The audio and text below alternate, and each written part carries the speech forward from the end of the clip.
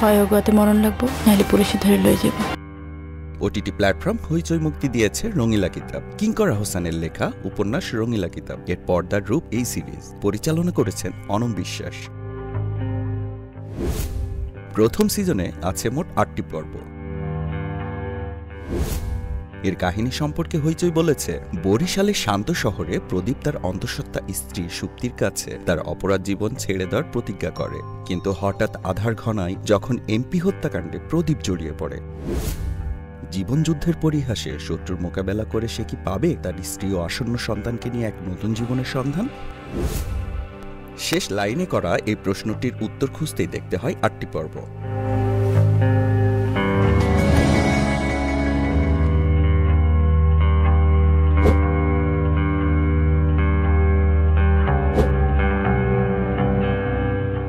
Thriller ঘরানার এই সিরিজের মূল চরিত্র প্রদীপ ও তার স্ত্রী সুপ্তি। গল্পের ভূমিকায় জানা গেছে যে প্রদীপের একটি অন্ধকার অতীত আছে। সেই অন্ধকারে আবারও পা বাড়াতে হয় তাকে, এবং এরপর থেকেই এক দম্পতির আপাত সুখের সংসারে লাগে অশান্তির আগুন। সেই আগুন এতটাই লেলিহান হয়ে ওঠে যে প্রদীপ সুপ্তির বেঁচে থাকাটাই কঠিন হয়ে দাঁড়ায়। এমপি হত্যায় জড়িয়ে পড়ে প্রদীপ নিজের সাথে সাথে সুপ্তির জীবনকেও নরক বানিয়ে ফেলে। কে শত্রু আর কে বন্ধু সেটি নির্ধারণ করাও জটিল হয়ে পড়ে। ক্ষণে ক্ষণে রূপ বদলাতে থাকে, বারবার জীবন বাঁচানোর হিসাব বদলাতে থাকে প্রদীপ ও সুপ্তি।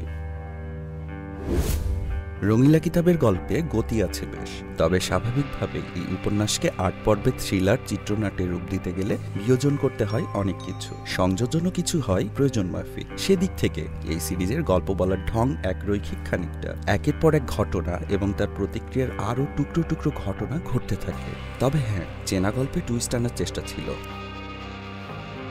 সবচেয়ে বড় যে টুইস্ট দেওয়ার চেষ্টা ছিল শেষ পর্বে, সেটি অবশ্য আরও ২ বা ৩ পর্ব আগেই বোঝা গিয়েছিল অনেকটা, অর্থাৎ টুইস্টগুলো অনুমানযোগ্য ছিল।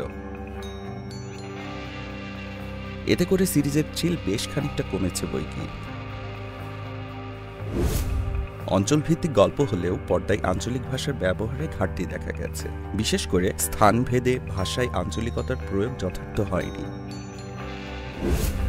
ইতিবাচক দিকগুলোর মধ্যে আলাদা করে বলতে হয় সিরিজের অ্যাকশন দৃশ্যগুলোর কথা, বেশ ভালো ও বিশ্বাসযোগ্য। সিনেমাটোগ্রাফি এবং ব্যাকগ্রাউন্ড স্কোর মানানসই।